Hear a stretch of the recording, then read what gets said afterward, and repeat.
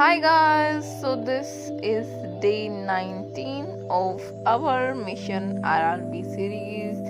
दिन की शुरुआत हुई चाय के साथ।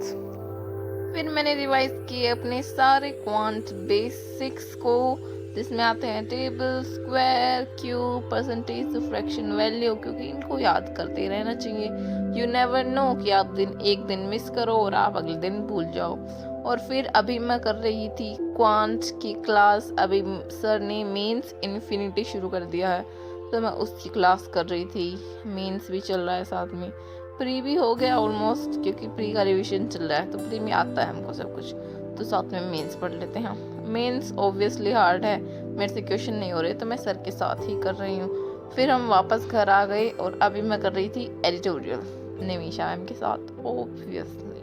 और अभी मैं वो कैब के उस स्टेज पे हूँ जहाँ पे जैसे कि 6 वर्ड मीनिंग आते हैं ना एक क्वेश्चन में, एक का सिनोनियम एंटोनियम बताना होता है और फिर 5 ऑप्शन होते हैं, जिसमें से मुझे 3 का तो पता है इनका मीनिंग ये होगा, लेकिन उन 3 बाकी जो बचे हुए हैं उनका नहीं पता।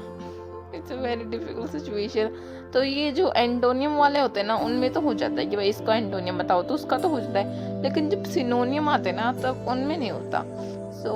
इसके लिए हमें सभी वो कैब का पता होना ज़रूरी है। बस इसीलिए वो कैब पढ़नी पड़ रही है, और बिना लिखे भी तुम पढ़ सकते हो, लेकिन लिख के मुझे ज़्यादा जल्दी याद होता है, तो मैं इसलिए लिख के कर रही हूँ। और फिर दिन में भी मैंने पढ़ाई करी थी जो मैंने रिकॉर्ड नहीं की, और शाम को भी पीती थी मैं चाय।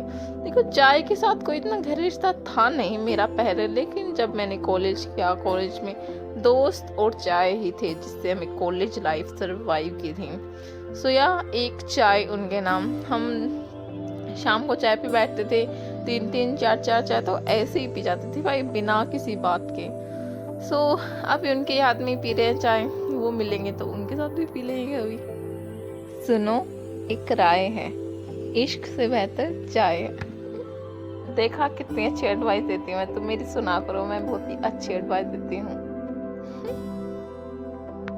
चलो अभी बहुत हो गई चाय और राय, अभी आ जाते हैं पढ़ाई पे।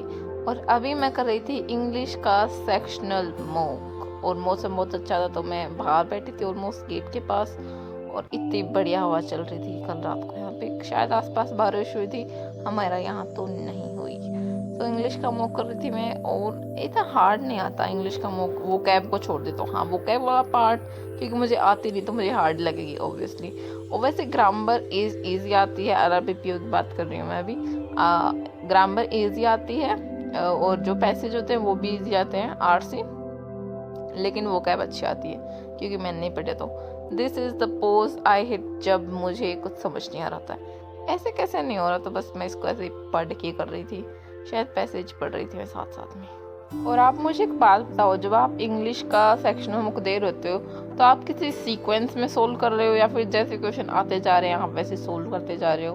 क्योंकि मैं तो जनरली सीक्वेंस में ही करती हूँ, जैसे आ रहे हैं वैसे होते हैं। मैं ऐसे नहीं प्रेफर नहीं करती कि पहले वो कैब करते हैं या फिर पहले पैसेज करते हैं।